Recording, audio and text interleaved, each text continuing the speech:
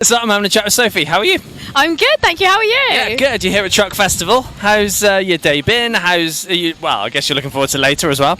Well, we actually just came off. We were playing at 12:45. It was like the best show we've ever done. Yeah. The crowd were wicked. It was amazing. I'm still like full of beans from it. Good. You sticking around, hoping to catch some bands? Yeah. Gonna hang around for a bit. I really want to see Easy Life, but I've actually got to drive back to Leicester before they go on, which is annoying. But yeah, we're gonna hang around for a bit and check out some other acts. Good. And you've had a busy summer, a number of festivals, Glastonbury included. How's festivals been for you so far? Yeah, they've been so fun. I mean, like, it's really amazing, like, this early in my career to like be out on the festival circuit and doing it with my band, who are like my best mates. We just have so much fun. It feels like really special and like lots of first experiences. But yeah, it's been great. Good. And you released a debut album, a debut EP earlier this year. Tell us about the release. So that release called Boarding Colour Part 1. It's like my first EP, kind of made up of songs that I wrote like during lockdown, because that's when I got into music. Like, I started songwriting as sort of like a little lockdown hobby, and then it sort of like spiraled. But yeah, so we got that one, came out in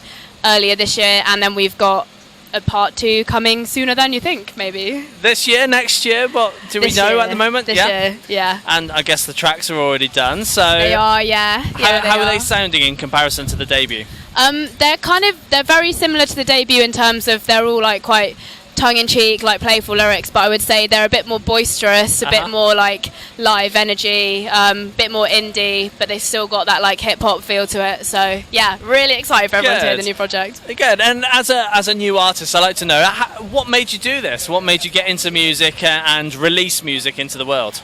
I've always liked making noise. I used to like perform in my parents' living room when I was a little kid with my brother. I'd like rope him in and he'd play drums on saucepans, but I hadn't really ever thought it was anything I could pursue as a career really until lockdown, when I got furloughed from my normal job. And then I was like, I've got loads of time, maybe I'll try writing songs, and then I just fell in love with it. Here I am. Here you are.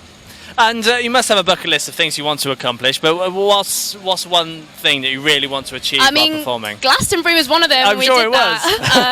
So that was stupid. My other main one is I want to win a Brit, so watch your space. Yeah, I'm sure that'll happen as well. Hopefully. Absolutely. And so later this year, you'll be wanting to be on the road. People will want to see you. So what's the plan with touring for this year? So we have our headline show at Omira coming up on the 30th of November in London. So that's going to be a big one. Everyone get down. And then future shows, watch your space. We don't have anything like fully confirmed, but keep an eye on social. I guess you're looking to do some stuff. Are you hoping it to be some more headline stuff, some support runs? Yeah, I mean, I'd love to do support. Like, we haven't got anything in place yet, but there's loads of people that want to support. So yeah, fingers crossed we might get something later this year. Absolutely, and 2023 as well. What are you hoping next year's going to be? Do you think it's going to be writing and releasing a studio time, touring? What's kind of? It's going to be world domination. Yeah. That's the plan. I'm sure. Yeah, absolutely.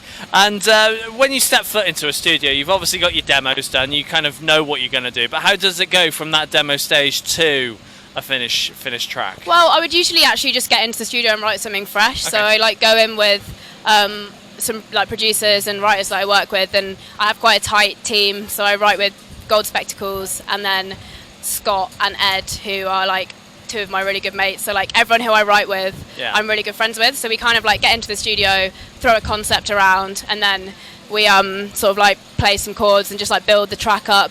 And usually the songs are like done in a day. I can tell if it's going to be a good one when it comes like that. And that's when I know it's going to be one that's going to stick around. Do you yourself go in with ideas then, or is it simply how it turns out on the day? Yeah, I'll go in with the concept usually, and then we like build around the concept. And the end, just comes out of nowhere most of the time, which is, it's really cool. Fantastic. Well, Sophie, it's been a pleasure. Thank you. Thank you for having me. Thank you very much. See you soon. Bye.